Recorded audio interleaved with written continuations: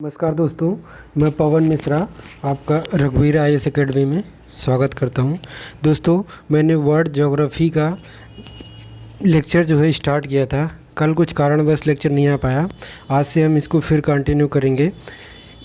World geography में अभी तक हमने जो है वो प्लैनेट्स के बारे में देख लिया था, सोलर सिस्टम के बारे में देख लिया था।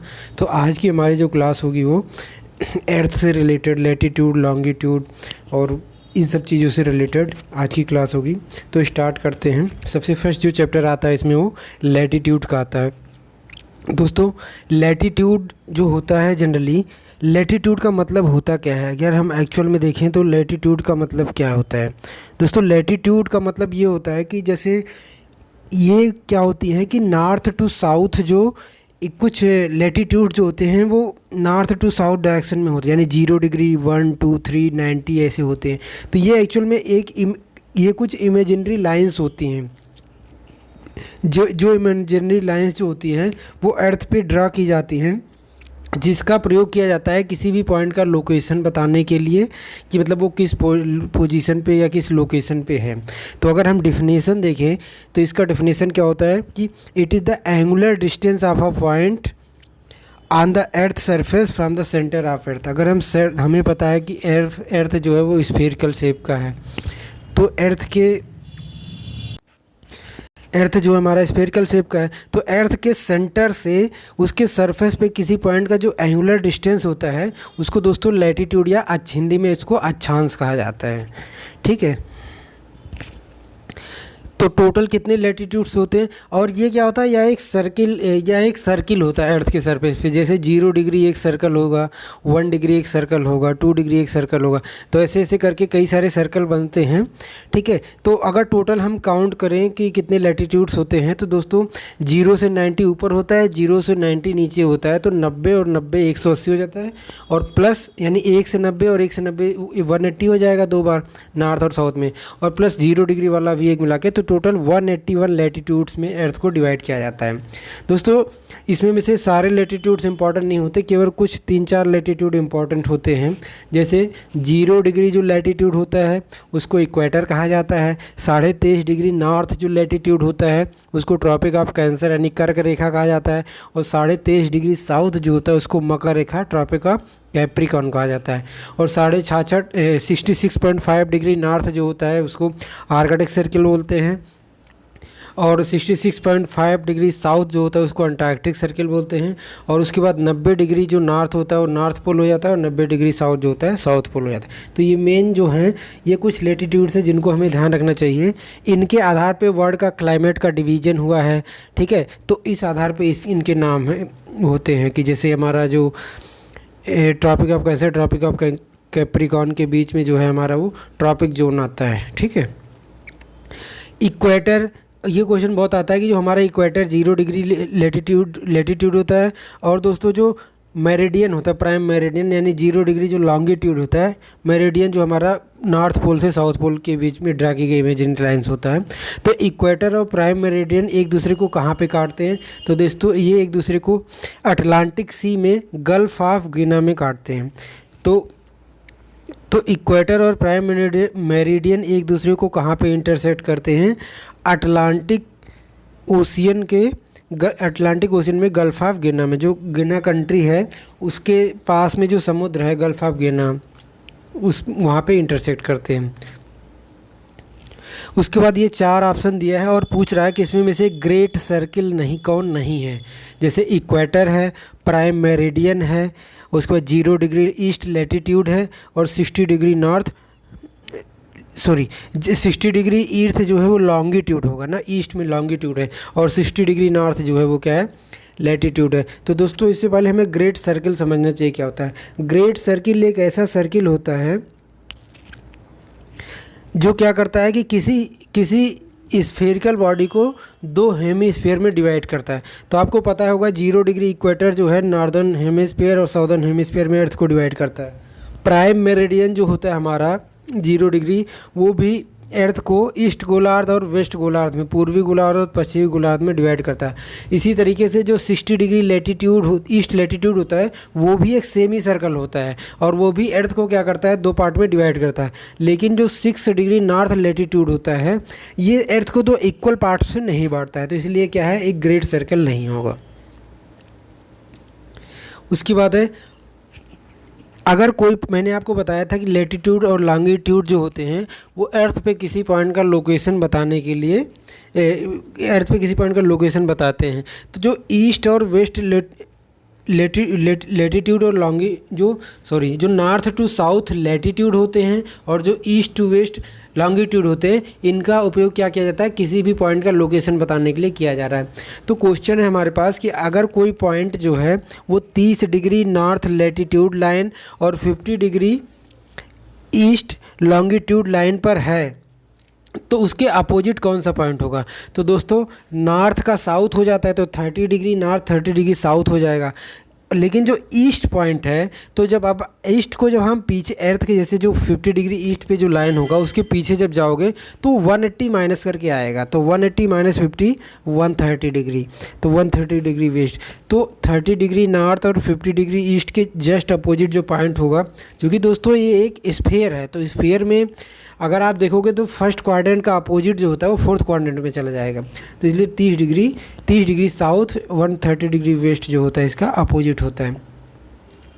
उसके बाद यहाँ पे कुछ सिटीज़ दी हैं और पूछ रहा है कि इन चारों सिटी में से कौन सबसे उत्तर में है। ठीक है, तो जैसे चाइना का बीजिंग दिया है, न्यू दिल्ली दिया है, न्यूयॉर्क दिया है और रोम दिया है। तो दोस्तों इटली की जो कैपिटल रोम है वो वो इक्वेटर से सबसे नॉर्थ में, मतलब सबसे नॉर्थ में है। नॉर्थ मतलब क्या होगा, इक्वेटर से कितना ज़्यादा नॉर्थ है, तो सबसे ज़्यादा नॉर्थ में कौन है, रोम इटली का सिटीज है। ये क्वेश्चन आया हुआ है यूपीपीसीएस में। उसके बाद है कि कौन सा कंट्री ऐसा है जिसका जो नॉर्थ टू साउथ एक्सटेंशन है सबसे ज़्यादा है, यानी जिसका दोस्तों नॉर्थ टू साउथ लेटीट्यूड होता है, तो लेटीट्यूडनल एक्सटेंशन किस कंट्री का सबसे ज़्यादा है। तो जो हमारा साउथ अमेरिका का देश चिली है, चिली का जो नॉर्थ टू साउथ एक्सटेंशन है वो सबसे ज़्यादा है। तो लेटीट्यूड से रिलेटेड यानी अक्षांश से रिलेटेड इतने सारे क्वेश्चन एग्जाम में आए थे। उसके बाद आता है हमारा लॉन्गिट्यूड। दोस्तों लॉन्गिट्यूड जो होता है वो ईस्ट टू वेस्ट मेजर किया जाता है, किसके, प्राइम मेरिडियन। जो 0 डिग्री लॉन्गिट्यूड होता है उसको प्राइम मेरिडियन कहते हैं। और ये जो प्राइम मेरिडियन होता है ये इंग्लैंड के ग्रीनविच से पास होता है, जो ग्रीनविच की ऑब्जर्वेटरी वहीं से पास होता है। इसीलिए जो टाइम होता है वो जनरली GMT होता है, यानी ग्रीनविच मेरिडियन टाइम। तो लॉन्गिट्यूड ईस्ट टू वेस्ट होते हैं प्राइम मेरिडियन के। टोटल नंबर ऑफ लॉन्गिट्यूड कितने होंगे दोस्तों, तो 0 से 180, ये जो लॉन्गिट्यूड होता है ये सेमी सर्कल होता है, तो 0 टू 180 ईस्ट जाएगा और 0 टू 180 वेस्ट जाएगा। लेकिन दोनों के जो 180 होते हैं वो मर्ज करते हैं, तो इसलिए 108 और 180 और 180 होना कितना चाहिए, होना चाहिए 360 और प्लस एक और 0 डिग्री वाला भी होना चाहिए। लेकिन चूँकि ये जो एक बढ़ता है वो एक कम हो जाता है, क्योंकि 180 ईस्ट और 180 वेस्ट जो होते हैं वो एक दूसरे पे कोइंसाइड करते हैं। इसलिए जो टोटल नंबर ऑफ लॉन्गिट्यूड होता है वो कितना होता है, 360 होता है। और ये सारे सेमी सर्कल होते हैं जो एक अर्थ को 2 इक्वल पार्ट में डिवाइड करते हैं। दोस्तों लॉन्गिट्यूड का यूज़ जो है वो टाइम बताने के लिए किया जाता है, ये बहुत ज़्यादा ज़रूरी है। क्योंकि जो प्राइम मेरिडियन है, यहाँ पे मैंने एक छोटा सा इमेज बनाया है, प्राइम मेरिडियन के ईस्ट में जो टाइम होता है, चूँकि अर्थ जो है वो वेस्ट टू ईस्ट घूमती है, तो इसीलिए जो चीज़ें प्राइम मेरिडियन के ईस्ट में होंगी वो वहाँ का समय आगे होगा, और जो स्थान प्राइम मेरिडियन के वेस्ट में होगा उसका समय जो होगा वो पीछे होता है। इसीलिए आप देखते हो कि अगर हम प्राइम मेरिडियन के सबसे ईस्ट में जाएं तो जापान आता है, अगर 180 डिग्री से पहले, तो जापान को इसीलिए लैंड ऑफ सनराइज कहा जाता है, यानी सूर्योदय का देश कहा जाता है। ठीक है, अब हम एक ये थोड़ा सा यहाँ पे इसको, ये कई सारे क्वेश्चन आते हैं तो उसको सॉल्व करने में ये हेल्प करेगा कि हमें पता है कि जो अर्थ है 24 घंटे में 360 डिग्री घूमती है। तो बताओ अगर हम 360 को 24 से डिवाइड कर दें तो हमें 1 घंटे में पता चल जाएगा कितना घूमती है। तो 1 घंटे में कितना डिग्री घूमेगी, 360/24 15 डिग्री। तो अर्थ जो है 1 घंटे में 15 डिग्री लॉन्गिट्यूड घूमती है। और अगर हम 1 मिनट में देखें तो 1 घंटे में 60 मिनट होता है, तो 15 से डिवाइड कर दें तो 1 डिग्री जो घूमने में 4 मिनट का समय लगाता है। ये 8 डिग्री की लॉन्गिट्यूड, यानी 4 मिनट में अर्थ जो है वो 1 डिग्री लॉन्गिट्यूड जो है वो घूमती है। उसके बाद है जो दोस्तों 180 डिग्री जो है उसको इंटरनेशनल डेट लाइन कहा जाता है। उसको इंटरनेशनल डेट लाइन इसलिए कहा जाता है क्योंकि उसको क्रॉस करने पे जो होता है वो 24 आवर का गैप क्रिएट हो जाता है, मतलब 24 आवर का गेन क्रिएट होता है उसको क्रॉस करने पे। तो इंटरनेशनल डेट लाइन आइडियल रफली फॉलोज 180 डिग्री लॉन्गिट्यूड, ठीक है। और ये 180 डिग्री लॉन्गिट्यूड होता है, और जो 180 डिग्री ईस्ट और 180 डिग्री वेस्ट होते हैं एक दूसरे पे, हमने बताया कि कौन साइड होते हैं। उसके बाद ये क्वेश्चन कई बार आया है कि प्राइम मेरिडियन जो होता है वो किन किन देशों से होकर गुजरता है। तो जो प्राइम मेरिडियन होता है दोस्तों, उसको याद करने का एक निमोनिक्स बहुत चलता है कि BSF गेम इन टोगो, तो इन कंट्री से होकर गुजरता है। बी का मतलब होता है बुर्किना फासो, एस का मतलब होता है स्पेन, एफ का मतलब होता है फ्रांस। तो ये 3 कंट्री हो गए। उसके बाद गेम का जी क्या होता है, घाना है, जो गल्फ ऑफ घाना है, जो यहाँ पे वेस्ट अफ्रीका का कंट्री है। ए फॉर अल्जीरिया है, एम का मतलब माली है, एंड ई का मतलब इंग्लैंड है, जो ग्रीनविच ऑब्जर्वेटरी। और टोगो मतलब तो वही टोगो कंट्री है ही। तो इतने सारे कंट्री 1 2 3 4 5 6 7 8 कंट्री से होके प्राइम मेरिडियन जाता है। आप शॉर्ट में याद रखोगे BSF गेम इन टोगो। उसके बाद इंटरनेशनल डेट लाइन 180 डिग्री जो है वो कहाँ से पास होता है। तो दोस्तों International Date Line passes via Bering Strait, ये जो पैसिफिक ओशियन का जो बेरिंग स्ट्रेट है वहाँ से पास होता है इंटरनेशनल डेट लाइन। आप देखोगे बेरिंग स्ट्रेट जो है वो आर्कटिक सी को पैसिफिक ओशियन से कनेक्ट करता है।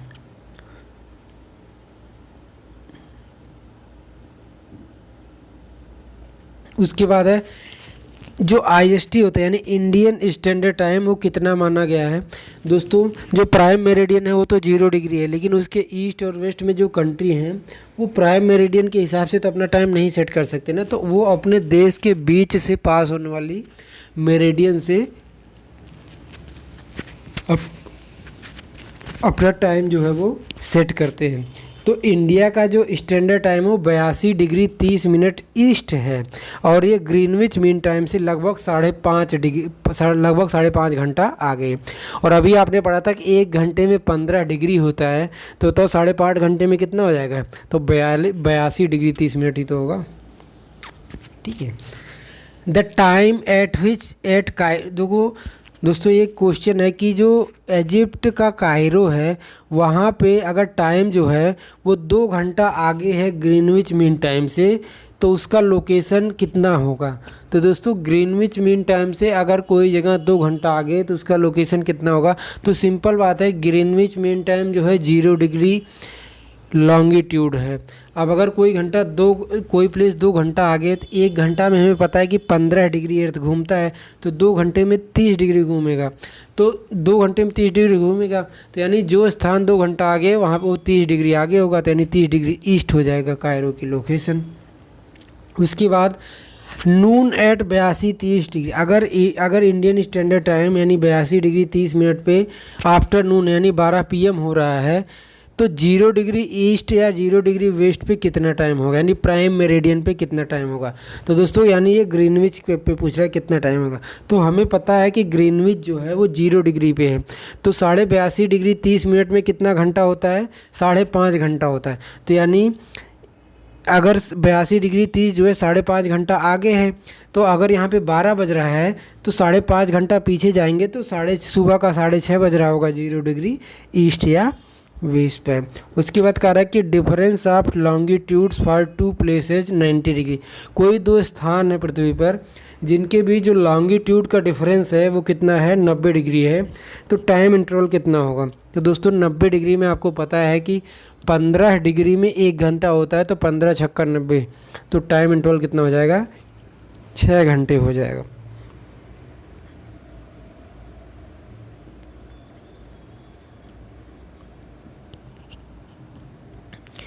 ठीक है। उसके बाद जो हमारा नेक्स्ट क्वेश्चन है कि मिड डे इन ग्रीनविच, अगर ग्रीनविच यानी जो इंग्लैंड का जो ग्रीनविच टाइम है जीएमटी है, वहाँ पे अगर मिड डे यानी वहाँ पे 12 बज रहा है तो 5 पीएम, तो जहाँ पे 5 बज रहा है वहाँ का मेरिडियन कितना होगा। तो दोस्तों अगर 12 ग्रीनविच मीन टाइम पे 5 बज रहा है तो जहाँ पे 5 बज रहा है वो कितना घंटा आगे हो गया, उससे 5 घंटा आगे हो गया। और 1 घंटे में 15 डिग्री घूमता है तो 15 पचे 75, तो यानी 75 डिग्री ईस्ट जो होगा वहाँ पे लोकल टाइम होगा 5 पीएम पे, 5 पीएम जहाँ पे होगा, ठीक है। यानी 75 डिग्री ईस्ट पे 5 पीएम होगा, ऐसे देख सकते हैं हम, या जहाँ पे 5 पीएम हो रहा होगा उसका लेटीट्यूड क्या होगा, 75 डिग्री होगा। उसके बाद है 180 longitude along with prime meridian forms great circle.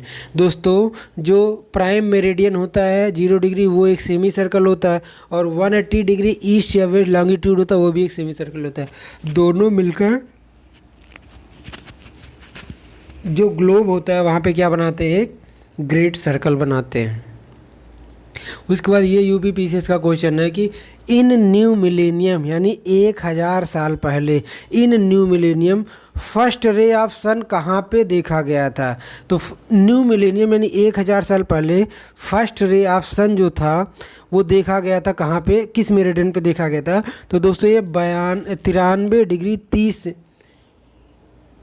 Minute east यानी अंडमान एंड निकोबार के कटछल आइलैंड पे देखा गया था।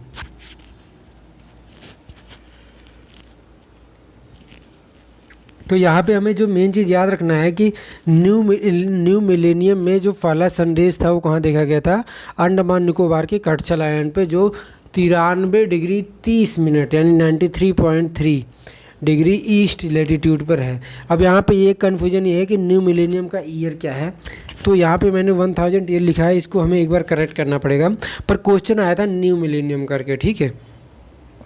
उसके बाद है the basis for deciding the standard time of any place. मैंने अभी आपको बताया कि किसी भी स्थान का अगर हमें टाइम डिसाइड करना है, स्टैंडर्ड टाइम डिसाइड करना है, तो हम कहाँ से दिखाते हैं, तो ऑब्वियस है हम लॉन्गिट्यूड का यूज करते हैं। लेकिन लॉन्गिट्यूड में हम कौन सा लॉन्गिट्यूड लेंगे, बिल्कुल स्टार्ट वाला ही तो लेंगे, तो यानी जो ग्रीनविच मेरिडियन जीएमटी से ही तो हम सब कुछ देखते हैं। आप अपने मोबाइल में जब 24 आवर वाला क्लॉक सेट करते होंगे तो उसमें आता है GMT 5:30, आप GMT 5:30 पे सेट करते हो क्योंकि आप इंडिया में, ऐसे GMT 6:30, GMT 3:30, ऐसे कई सारे टाइम होते हैं। तो किसी भी स्थान का जो डिसाइड करने, स्टैंडर्ड टाइम डिसाइड करने का प्लेस होता है वो प्राइम मेरिडियन होता है, यानी 0 डिग्री होता है। जैसे हमारा जो IST इंडियन स्टैंडर्ड टाइम वो GMT + 5:30 होता है। अब इसमें देखो ऑप्शन में क्या दिया था कि इसमें ऑप्शन में दिया था कि the basis for deciding the standard time of any place prime meridian, latitude, longitude और नन ऑफ दिया था। तो अब यहाँ पे देखो दो चीज़ें हैं, एक तो आप कहोगे कि सर प्राइम मेरिडियन भी सही हो सकता है और लॉन्गिट्यूड लैटिट्यूड, वो क्या होता है कि लैटिट्यूड या लॉन्गिट्यूड मान लेंगे। तो लैटिट्यूड तो होता नहीं क्योंकि टाइम के लिए तो लॉन्गिट्यूड ही होता है, यानी जो हमारा ये 0 नॉर्थ टू साउथ सर्कल होता है। लेकिन जो सबसे ज़्यादा ज़रूरी है कि एक्चुअल जो पॉइंट होता है रेफरेंस पॉइंट वो हमारा प्राइम मेरिडियन होता है, इसलिए आप प्राइम मेरिडियन ही टिक करोगे।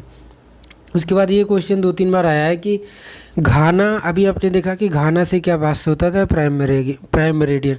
तो घाना का जो एक्रा है, ये 3 शहर जो हैं, आयरलैंड का जो डबलिन शहर है और पुर्तगाल का जो लिस्बन है, वो सेम टाइम यूज करते हैं। और किसका टाइम यूज करते हैं, ग्रीनविच GMT। देखो अब इंडिया चाहे तो इंडिया भी कहा देगा कि हमें GMT का जो है उसी को हम क्या करेंगे, अपने देश का इंडियन स्टैंडर्ड टाइम मानेंगे। लेकिन फिर दिक्कत ये होती है कि पता चले जब यहाँ पे जब आप सुबह मनाओगे तब रात हो चुका होगा, और जब आप रात मनाओगे तो दिन हो चुका होगा। तो इस चीज़ को बैलेंस करने के लिए लोग अपना अपना टाइम यूज करते हैं। लेकिन जो कंट्री प्राइम मेरिडियन के पास हैं वो प्राइम मेरिडियन को ही, यानी जो GMT है उसी को अपना स्टैंडर्ड टाइम मान लेते हैं। जैसे घाना का आकरा, डबलिन और लिस्बन, ये जो है इन्होंने GMT को ही अपना स्टैंडर्ड टाइम मान लिया है। या इसी को दूसरी लैंग्वेज में अगला क्वेश्चन है कि cities having same clock time, Uttarakhand का यूनाइटेड किंगडम का लंदन, पुर्तगाल का लिस्बन एंड घाना का Accra, all the uses GMT time, अभी आपने देखा, ठीक है। उसके बाद है sequence of standard time from ahead to behind GMT. दोस्तों ये चार पाँच कंट्रीज़ दिए हैं और कह रहा है कि इनका जो स्टैंडर्ड टाइम उसका सीक्वेंस क्या होगा, यानी मतलब जीएमटी के आगे कौन है, कौन पीछे है और कौन कितना आगे है। तो सबसे जीएमटी के सबसे आगे तो हमारा जापान है, जापान के बाद इराक आएगा, इराक के बाद ग्रीस आएगा, ग्रीस के बाद क्यूबा आएगा, क्यूबा के बाद कोस्टारिका आएगा। तो ये ईस्ट टू वेस्ट अरेंज है, क्योंकि ईस्ट जो होता है वही जो होता है वो स्टैंडर्ड टाइम में सबसे अहेड होगा। अगर आपको वर्ल्ड मैप में इन कंट्री की लोकेशन याद है तो आप बहुत आराम से इसको टिक कर सकते हो, क्योंकि टाइम इन ईस्टर्न हेमिस्फीयर जो होता है, भैया मैंने आपको स्टार्टिंग में बताया था कि जो ईस्टर्न हेमिस्फीयर होता है उसमें टाइम जो होता है वो वेस्टर्न हेमिस्फीयर से ज़्यादा होता है, क्योंकि अर्थ जो है वेस्ट टू ईस्ट घूमती है। तो अगर वेस्ट टू ईस्ट घूम रही तो आप इमेजिन करो ईस्ट वाला पार्ट में सूर्योदय सबसे पहले होगा, यानी वहाँ पर टाइम सबसे आगे होगा और यहाँ पर पीछे होगा। उसके बाद अगर इंडियन स्टैंडर्ड मेरिडियन पे नून है यानी 12 बज रहा है, तो 7 डिग्री 30 मिनट वेस्ट पे क्या बज रहा होगा। तो दोस्तों 7 डिग्री 30 मिनट वेस्ट जो होता है वो प्राइम मेरिडियन के बैक साइड में जाएगा। तो Indian standard time prime meridian से कितना आगे है दोस्तों, 5.5 घंटा वो आगे है, और साथ में तो 5.5 घंटा ये जुड़ गया, और प्लस 7.5 डिग्री वेस्ट है, तो प्राइम मेरिडियन से ये उल्टा जाना पड़ेगा हमको 7.5 डिग्री, यानी और 7.5 डिग्री मतलब आधा घंटा, क्योंकि 15 डिग्री में 1 घंटा होता है। तो 5.5 और आधा घंटा और तो 6 घंटा। तो यानी अगर IST पे 12 बज रहा है तो 7 डिग्री 30 मिनट वेस्ट पे क्या बज रहा होगा, सुबह का 6 बज रहा होगा।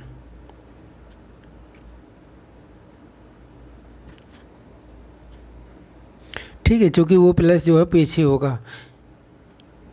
उसके बाद एक क्वेश्चन है असर्शन एंड रीजनिंग का, time interval at the date line is 12 hour from Greenwich. दोस्तों जो हमारा इंटरनेशनल डेट लाइन यानी 180 डिग्री ईस्ट और वेस्ट लॉन्गिट्यूड है, कह रहा है कि जो टाइम इंटरवल है वहाँ पे जो डेट लाइन पे जो टाइम इंटरवल होता है वो 12 घंटे का होता है। ये बिल्कुल सही है, क्योंकि आप 0 से जब 180 डिग्री जाओगे तो आपको पता है कि 15 डिग्री में 1 घंटा होता है। ठीक है, तो 15 को 12 से मल्टीप्लाई करो तो कितना डिग्री हो जाएगा, 180 डिग्री में 12 घंटा हो जाएगा। तो टाइम इंटरवल है डेट लाइन इज 12 घंटा फ्रॉम ग्रीनविच। ग्रीनविच 0 डिग्री पे है और डेट लाइन जो है 180 पे है, तो 0 से 180 डिग्री 180 डिग्री घूमने में 12 घंटा लगेगा, क्योंकि 15 डिग्री घूमने में 1 घंटा लगता है। तो इन दोनों के बीच टाइम इंटरवल 12 घंटा, ये बिल्कुल सही है। उसके बाद रीजन क्या दे रहा है कि date line is situated at 180 meridian. तो यही तो इसका रीजन है कि जो इंटरनेशनल डेट लाइन है 180 डिग्री है, तभी तो 0 से 180 डिग्री मेजर कर रहे हैं, तो हमारा 12 घंटे आ रहा है। तो दोनों करेक्ट है और आर जो है वो ए को एक्सप्लेन करता है। ठीक है, उसके बाद क्वेश्चन है कि shortest distance between 2 places on globe. दोस्तों ये क्वेश्चन आता है कि ग्लोब पे किसी भी 2 स्थान के बीच में जो शॉर्टेस्ट डिस्टेंस होगा वो किस मेरिडियन के थ्रू होगा। तो दोस्तों जो इंटरनेशनल डेट लाइन है उसी के थ्रू अगर कोई जाता है तो किसी भी 2 प्लेस में बहुत कम समय में पहुंच सकता है। क्यों? क्योंकि जैसे ही हम इंटरनेशनल डेट लाइन क्रॉस करते हैं हमें क्या होता है कि 24 घंटे का गेन मिलता है, क्योंकि 0 to 180 ईस्ट जो होता है वो 12 घंटा इधर आगे चल रहा था, और 0 to 180 वेस्ट जो होता है वो 12 घंटा पीछे चल रहा था। तो 12 घंटा आगे 12 घंटा पीछे, यानी टोटल 24 घंटे का गैप क्रिएट हो गया। तो जैसे ही हम इंटरनेशनल डेट लाइन को क्रॉस करेंगे 24 घंटे का गेन होगा। इसी कारण किसी भी 2 प्लेस के बीच जो शॉर्टेस्ट डिस्टेंस होता है ग्लोब पे वो क्या होता है, 24 घंटे का होता है। उसके बाद है if earth direction of rotation is reverse. अगर अर्थ का रोटेशन का डायरेक्शन रिवर्स कर दिया जाए तो यानी अभी अर्थ जो है वो क्या हो रही, वेस्ट टू ईस्ट यानी पश्चिम से पूर्व की ओर घूम रही है। लेकिन अगर जो अर्थ जो है, अर्थ का जो डायरेक्शन है वो रिवर्स कर दिया जाए, यानी ईस्ट टू वेस्ट कर दिया जाए, तो time of IST when it is noon at I. तो अगर इंटरनेशनल डेट लाइन पे नून है यानी दोपहर का 12 बज रहा है तो इंडियन स्टैंडर्ड टाइम पे क्या समय होगा। तो दोस्तों ऑब्वियस है कि अगर IST जो होता है वो जो IST होता है यानी Indian standard time Greenwich mean time से 5.5 घंटा आगे है। तो अब क्या हो जाएगा, आप 5.5 घंटा पीछे हो जाएगा। तो 5.5 घंटा पीछे हो जाएगा तो यानी क्या, अगर वहाँ पे 12 बज रहा है तो दिन का 12 बजा है, तो उससे 5.5 घंटा आप पीछे जाओगे तो सुबह का 6:30 बज रहा होगा। तो अगर अर्थ का रोटेशन चेंज हो जाए तो इंडिया में 6:30 बजेगा, जब जो है इंटरनेशनल डेट लाइन पे क्या हो रहा होगा, दोपहर का 12 बज रहा होगा। उसके बाद है if a ship records 10 AM Monday at 90 degree west. अगर कोई जहाज़ जो है वो 90 डिग्री वेस्ट लॉन्गिट्यूड पे मंडे का 10 बजे रिकॉर्ड करता है अपना टाइम, और अगर ये जो और अगर शिप जो है इस स्पीड से चले जिस स्पीड से अर्थ का रोटेशन होता है, तो इंटरनेशनल डेट लाइन पे जब वो पहुंचेगा तो कितना बज रहा होगा। तो दोस्तों उस समय भी 10 बजकर मंडे का 10 ही बज रहा होगा, क्योंकि वो जो 24 घंटा है वो ही कैंसिल आउट होके, स्पीड के कारण कैंसिल आउट होके उतना ही बचेगा। तो अगर 10 बजे मंडे रिकॉर्ड किया था उसने, और अगर उसका स्पीड जो है अर्थ के रोटेशन से सेम चल रहा है, तो वही डेट वहाँ पर जाके वो सेम रिपीट करेगा। ये UPPCS में आया हुआ क्वेश्चन था। उसके बाद है Which path must be followed by a ship to move from one place to another place in least time। तो ये आपको पता है कि लीस्ट टाइम में अगर किसी शिप को किन्हीं दो स्थानों के बीच में पहुंचना है, मतलब एक स्थान से दूसरे स्थान तक पहुंचना है, तो कौन सा पाथ फॉलो करना चाहिए। ऑप्शन दे रहा है कि ओशियन करंट का पाथ फॉलो करना चाहिए, या सी के ब्रीज का पाथ फॉलो करना चाहिए, या मेरिडियन का पाथ फॉलो करना चाहिए, या लॉन्गिट्यूड का पाथ फॉलो करना चाहिए। तो दोस्तों अगर किसी शिप को शॉर्टेस्ट पाथ लेना है तो उसको आपको पता है, मैं ऊपर भी आया था कि प्राइम मेरिडियन यानी मेरिडियन का पाथ फॉलो करना चाहिए, क्योंकि as we cross 180 degree meridian will give the benefit of 1 day. जैसे ही आप मेरिडियन को क्रॉस करोगे 1 दिन का फ़ायदा हो जाएगा, और इससे ज़्यादा फ़ायदा किसी को हो नहीं सकता 24 घंटे से ज़्यादा किसी भी दो प्लेस के बीच में। उसके बाद क्या है, local time of a place is 6 AM। किसी भी स्थान का लोकल टाइम जो है 6 बज रहा था सुबह का, जबकि GMT जो था यानी जो उसमें ग्रीनविच मीन टाइम था वहाँ पे 3 बज रहा था सुबह का। तो पूछ रहा है कि उस प्रस्थान का लॉन्गिट्यूड क्या होगा। तो ऑब्वियस है वो 3 घंटा आगे है, और 1 घंटा में 15 डिग्री घूमता है, तो 3 घंटे में 15 या 45, तो यानी 0 डिग्री से 45 यानी 45 डिग्री ईस्ट जो होगा उस स्थान वही स्थान होगा जहाँ पे 6 बजेगा, जब ग्रीनविच में 3 बज रहा होगा। उसके बाद क्या है हमारा इक्वेटर। अगला हमारा जो चैप्टर क्या आ गया वो इक्वेटर का आ गया। तो दोस्तों इक्वेटर आपको पता है कि 0 डिग्री लेटीट्यूड को इक्वेटर कहा जाता है, और इक्वेटर का टोटल लेंथ हमने फर्स्ट क्लास में भी देखा था कि जो इक्वेटर है हमारा, जिसको ग्रेट सर्कल कहा जाता है, उसका टोटल लेंथ या सरकमफ्रेंस की लेंथ कितनी होती है, 40,000 किलोमीटर होता है। इस 40,000 किलोमीटर का जो 78% एरिया है वो वाटर पे है, और बाकी का 22% एरिया जो है वो लैंड पे है। उसके बाद है कि एनुअल टेम्परेचर रेंज यानी मैक्सिमम और मिनिमम का टेम्परेचर का जो एनुअल रेंज है इक्वाटोरियल रीजन में कितना होता है। तो दोस्तों इक्वाटोरियल रीजन में एनुअल टेम्परेचर रेंज कुछ होता ही नहीं, यानी 0 डिग्री होता है। यानी पूरे साल के दौरान अगर हम एनुअल टेम्परेचर रेंज देखें तो 0 डिग्री होगा। क्यों? क्योंकि जो इक्वेटर होता है वहाँ पे सन रेज जो है हमेशा वर्टिकल पड़ती है थ्रू आउट द ईयर, जबकि अगर आप नॉर्थ और साउथ में जाओगे तो वहाँ पे सन का रेज वर्टिकल केवल एक पर्टिकुलर टाइम पे पड़ेगा या तो नहीं पड़ेगा। जैसे कि ट्रॉपिक ऑफ कैंसर तक तो सन की रेज वर्टिकल पड़ता है, लेकिन उसके बाद तो कभी वर्टिकल पड़ता ही नहीं है, स्लैंट हो जाता है। तो जहाँ पे स्लैंट होगा वहीं पे ठंडी और ज़्यादा गर्मी हो सकता है। जैसे आप पोल देखते हो तो वहाँ 6 महीने दिन होता है, 6 महीने रात होती है। तो जो पॉइंट ये है कि जो हमारा इक्वेटोरियल रीजन होते हैं उनमें मिनिमम और मैक्सिमम टेम्परेचर रेंज कुछ होता ही नहीं है, क्योंकि थ्रू आउट द ईयर जो है तो वहाँ पे सेम टेम्परेचर होता है।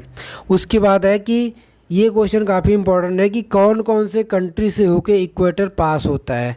तो देखो ये जो यहाँ पे लोग अपना अपना ट्रिक बनाते हैं, मे भी शायद अगर आपने बनाया हो तो आप वही फॉलो करिए। यहाँ पे मैंने एक ट्रिक कहीं से सुना था तो मैंने इसको ऐसे लिख दिया था, जो जो कंट्रीज इक्वेटर से पास होते हैं उनको याद करने का ट्रिक क्या था कि एशिया के किम और साउथ अमेरिका के ईसीबी को अफ्रीका के एसडीजी शक करने होंगे, तभी इक्वलिटी आएगी। ये जो है वो एसडीजी जो गोल है उसके अनुसार बनाया गया ट्रिक है कि एशिया के किम यानी एशियन कॉन्टिनेंट के 3 कंट्री हैं। कौन कौन से? किरबत्ती, इंडोनेशिया एंड मालदीव्स। तो किरबत्ती, इंडोनेशिया और मालदीव ये 3 एशियन कंट्री हैं जहाँ से होके इक्वेटर पास होता है। उसके बाद साउथ अमेरिका का ईसीबी यानी इक्वाडोर, कोलंबिया एंड ब्राज़ील। तो साउथ अमेरिका का ईसीबी हो गया, एशिया का किम हो गया, और अफ्रीका के एसडीजी शक। एस का मतलब क्या होता है? साओ टैम, एक कंट्री का नाम है। डी का मतलब क्या होता है? Democratic Republic of Congo. जी का मतलब क्या होता है? गिबॉन। उसके बाद शक, एस का मतलब क्या होगा? सोमालिया। यू का मतलब क्या होगा? युगांडा। सी का मतलब क्या होगा? कॉन्गो। और के का मतलब क्या होगा? केन्या। दोस्तों कंफ्यूज होने की बात नहीं है, यहाँ पे सी जो कांगो है वो एक अलग कंट्री है, और डी का मतलब डेमोक्रेटिक रिपब्लिक ऑफ कांगो, ये भी अलग कंट्री है। तो एशिया का किम हो गया, साउथ अमेरिका का ईसीबी हो गया, और अफ्रीका का एसडीजी होगा, तभी इक्वलिटी आएगी, इक्वाडोर आएगा। ठीक है, तो ये सारे कंट्रीज हैं जिनसे होकर क्या पास होता है हमारा? ट्रॉपिक ऑफ इक्वेटर पास होता है हमारा। ठीक है, और ट्रॉपिक ऑफ कैंसर किन कंट्री से होके पास होता है? तो BSF game in Togo. B मतलब बुर्किना फासो, एस मतलब बीएसएफ, एस का मतलब क्या था? स्पेन था, एफ मतलब फ्रांस था। ठीक है, तो ऐसी सारी ये चीज़ें याद है, आप टिक बना के आ सकते हो। तो टोटल 13 कंट्री हैं जिनके थ्रू होके इक्वेटर जो है वो पास होता है। उसके बाद है ऐसा कौन सा एकमात्र कॉन्टिनेंट है जिससे होके तीनों जो इम्पोर्टेंट लैटिट्यूड पास होते हैं, यानी जिससे होकर ट्रॉपिक ऑफ कैंसर कर्क रेखा भी पास होता है, ट्रॉपिक ऑफ कैप्रिकॉर्न मकर रेखा भी पास होता है, एंड इक्वेटर विषुवत रेखा भी पास होता है। तो जो अफ्रीका कॉन्टिनेंट है, अफ्रीका कॉन्टिनेंट से तीनों लाइन, मेजर लाइन जो है वो पास होती है। उसके बाद ये क्लाइमेट वाले चैप्टर का यहाँ पे क्वेश्चन आ गया है, घटना चक्र में था तो मैंने लिख दिया था कि जो ITCZ होता है, इंटर ट्रॉपिकल कन्वर्जेंस जोन, ये क्या होता है दोस्तों? ये एक लो प्रेशर जोन होता है, मैंने आपको बताया था, जो इक्वेटर पर लोकेट होता है, लेकिन सन के मूवमेंट के साथ में नॉर्थ और साउथ में मूव करता रहता है। तो जब इंडिया में जून जुलाई मई जून का मौसम होता है तो ये जो ITCZ है ये नॉर्थ में शिफ्ट होके जाके जो तिब्बतन प्लेटू है वहाँ पे चला जाता है, और इसी कारण मानसून पौने जो है उधर की तरफ जाती हैं और बारिश होती है इंडिया में। उसके बाद 4 ऑप्शन दिए हैं और पूछ रहा है कि इक्वेटर के सबसे नज़दीक कौन सा शहर होगा। तो दोस्तों इन 4 शहरों में Singapore, Jakarta, Colombo and Malaysia, जो सिंगापुर है वो इक्वेटर के सबसे नज़दीक है। आप देखते होंगे जनरली कि जकार्ता जो है वो इंडोनेशिया के जो ऊपर वाला आइलैंड उस पे है, वैसे तो इंडोनेशिया से होकर तो इक्वेटर ही पास होती है, लेकिन सिंगापुर ज़्यादा नज़दीक पड़ेगा इन चारों कंट्री में। अब देखो इसमें कोई ट्रिक नहीं है, इसमें वही है कि आप ये 4 ऑप्शन आ गए थे। अब ऐसा भी नहीं कि आप हर एक कंट्री का लैटिट्यूड याद रख पाओगे, कभी नहीं याद रख पाओगे। ठीक है, तो उसको लैटिट्यूड याद करने की ज़रूरत भी नहीं है। तो ये यही है कि ये क्वेश्चन आ चुका है तो एक बार देख लो, क्योंकि क्या होता है कि क्वेश्चन जो होते हैं वो रिपीट हो जाते हैं, तो उस केस में आप गलती नहीं करोगे, पता चले बाकी सही कर देंगे, आप गलती कर दोगे।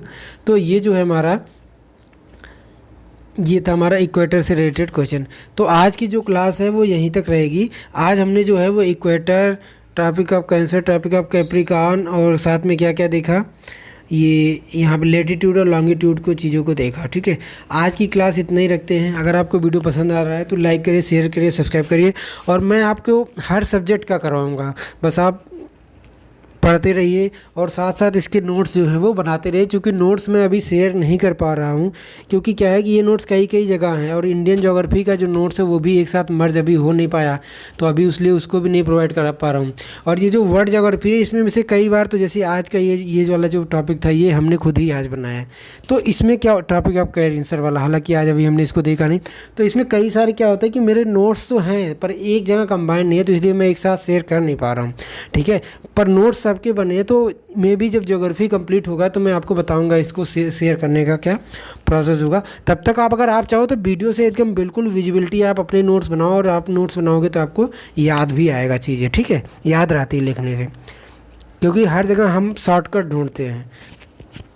तो आज की क्लास यहीं तक है, तब तक के लिए नमस्कार।